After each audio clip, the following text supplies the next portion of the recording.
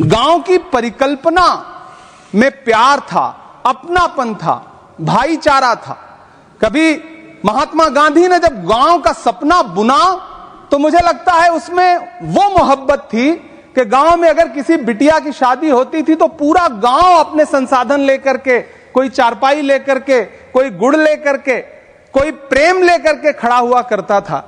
लेकिन पिछले 2014 के बाद से गांव में जो नफरत बो करके विकास किया गया है वो अद्भुत और अकल्पनीय है।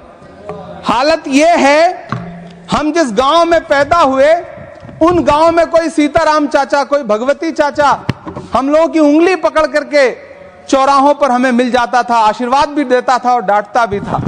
लेकिन मौजूदा स्थिति यह हो गई है कि गांव में चाय, जो गुड़ की चाय बना करती थी, उसकी चकल्लस में जो चर्चा होती थी, उसमें जब से चाय में चर्चा वाली राजनीति घुसी है उसने पूरे गांव का माहौल ऐसा कर दिया कि आप अब एक दूसरे से प्रेम से बैठ के बात भी नहीं कर सकते।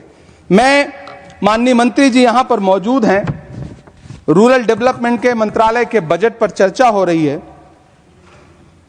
चाहे मनरेगा हो, चाहे किसान हो,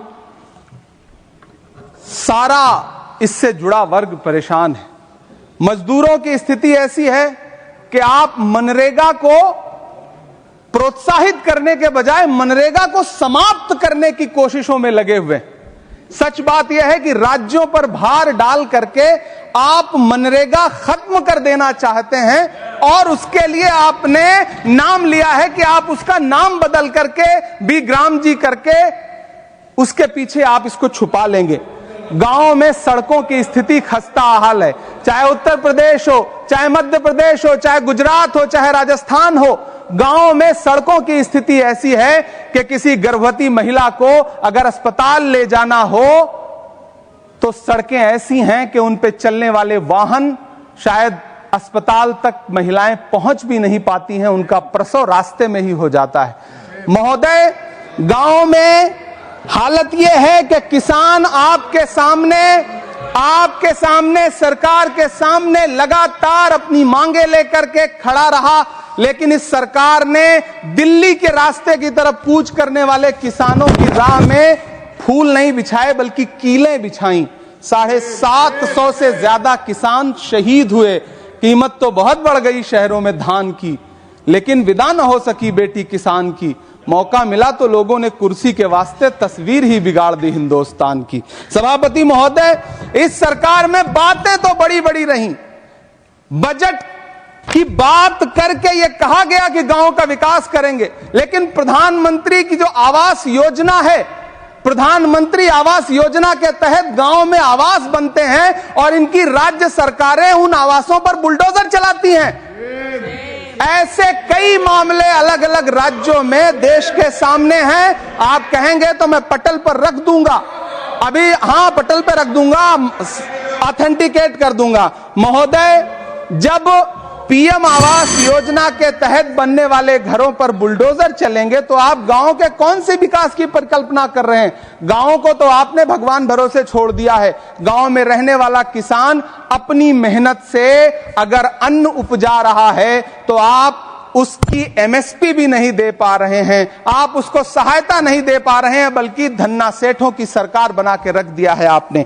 सरकार की सोच स्पष्ट है, कोई छूटे नहीं, कोई रूठे नहीं, सबके लिए इस बजट में कुछ ना कुछ है।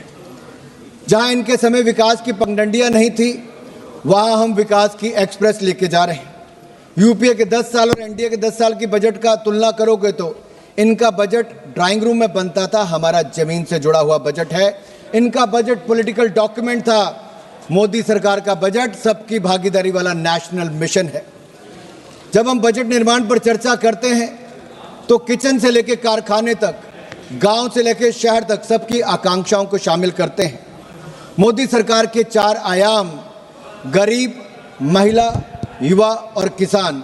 इसका मतलब है युवा की उड़ान, महिला का सम्मान और सशक्तिकरण, गरीब का उत्थान और किसानों की समृद्धि की प्रगति। ये 4 प्रमुख स्तंभ हैं। ये बातों का बजट नहीं, ये वादों का बजट नहीं, ये विश्वास और नवाचार का बजट है। यह विकसित भारत का बूस्टर डोज होने वाला बजट है। हमने इसके 3 कर्तव्य निश्चित किए हैं जो इसका आधार है। उत्पादकता को बढ़ावा, लोगों की आकांक्षाओं को पूरा करना और सबका विश्वास। इन 3 कर्तव्यों के निर्वहन के लिए जरूरी है माननीय सभापति जी, हम स्ट्रक्चरल रिफॉर्म्स की गति को बरकरार रखें, इसे और भी अडेप्टिव और फॉरवर्ड लुकिंग बनाएं। दूसरा, हम फाइनेंशियल सेक्टर को और रोबस्ट और रिजिलियंट बनाएं। तीसरा, हम अपनी इकोनॉमी और economic activity and financial governance को आर्टिफिशियल इंटेलिजेंस एप्लीकेशन जैसी कटिंग एज टेक्नोलॉजी के साथ इंटीग्रेट करें। This budget carries forward the A to Z reform express running towards a विकसित भारत। A for A, अन्नदाता टू अन्न कल्याण। B, bold reforms to biopharma Shakti. C, chips and semiconductors to connectivity. D, drones to digital India and defense modernization. E, education excellence to electronics and energy independence. F, fiscal prudence to fintech revolution. G, Garib Kalyan to G, Gram G and GST reforms. H, health revolution to housing for all. I, innovation to infrastructure and IT revolution and income tax reforms. G, Jan Dhan to Jal mission. K, Khelo India and Khadi rejuvenation to Kisan Samman. L, livelihoods to labor reforms. M, manufacturing and MSME to make in India and medical colleges. N, Nari Shakti to nutrition. O, orange economy to opportunity creation.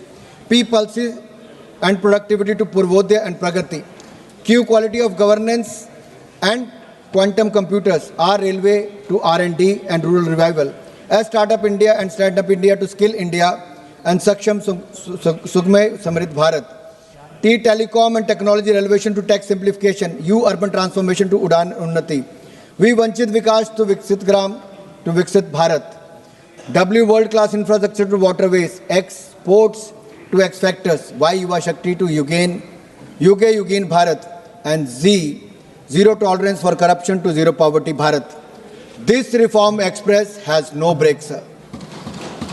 2014 में जब हमारी सरकार आई तो सवाल ये पूछा गया क्या देश में सही मायने में रिफॉर्म्स आ सकती हैं, क्या भ्रष्टाचार मुक्त सरकार दी जा सकती है, क्या गरीबों का कल्याण और गरीबी रेखा से बाहर निकाला जा सकता है। उसका उत्तर था हाँ। और पिछले 12 सालों में मोदी सरकार ने रिफॉर्म्स लेकर आए, रिफॉर्म परफॉर्म ट्रांसफॉर्म, इस पर काम किया और जो ऑक्शन और एलोकेशन इन सब में पारदर्शिता लाए और लाखों करोड़ रुपया भारत के खजाने में जमा किया। यही नहीं, करप्शन फ्री सरकार, भ्रष्टाचार मुक्त शासन दिया है तो नरेंद्र मोदी की सरकार ने दिया है। 25 करोड़ गरीबों को गरीबी रेखा से बाहर निकालने का काम किया। मोदी है तो मुमकिन है, ये सब संभव हो पाया है। यही नहीं अध्यक्ष जी, if I have to give you the contrast, the rot versus reform, अगर भ्रष्टाचार बनाम सुधार की मैं बात करूं तो उसमें दिखता है कि इनके समय 2G से लेकर अन्य घोटाले हुए, हमारे समय उस निष्पक्ष और पारदर्शिता के तौर पर उसमें एलोकेशन और ऑक्शन हुआ। कैपिटल एक्सपेंडिचर यूपीए के 10 साल में कुल मिला के 14 लाख करोड़ खर्च हुए। मोदी जी और निर्मला सीतारमण जी ने इसी साल पब्लिक कैपिटल एक्सपेंडिचर 12,20,000 करोड़ एक ही साल में दिया है और पिछले 12 सालों में 66 लाख करोड़ से ज़्यादा